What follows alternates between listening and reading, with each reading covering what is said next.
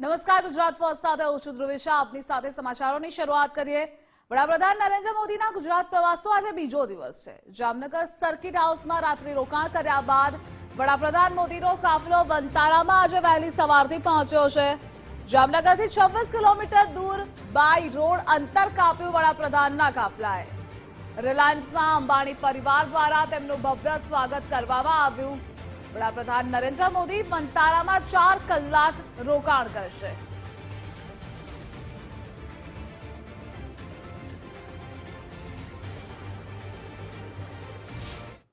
દેશના વડાપ્રધાન નરેન્દ્ર મોદી 2 દિવસના ગુજરાત પ્રવાસે છે. ગઈકાલે સાંજે જામનગર એરપોર્ટ પર આગમન થયા બાદ જામનગરના દિગ્જામ સર્કલથી પાયલોટ બંગલા સુધી જામનગરવાસીઓનું ભવ્ય જે સ્વાગત કર્યું હતું અને તેઓને એક ઝલક મેળવવા માટે જામનગરવાસીઓ તલપાપડ થયા હતા.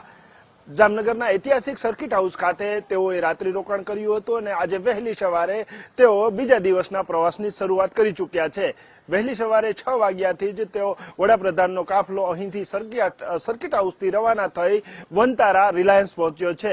વંતારામાં અંબાણી પરિવાર દ્વારા તેઓનું ભવ્ય સ્વાગત કરવામાં આવ્યું હતું અને હાલ તેઓ વંતારાના જે વિશ્વભરના પ્રાણીઓનું સંવર્ધન થાય છે, ઉછેર થાય છે, ત્યાં તેઓ નિરીક્ષણ કરી રહ્યા છે. 4 કલાક વંતારામાં રહ્યા બાદ PM by helicopter through Sasan Junagadh પહોંચશે. સોમનાથના દર્શન કર્યા બાદ તેઓ આગળના કાર્યક્રમોને ધપાવશે.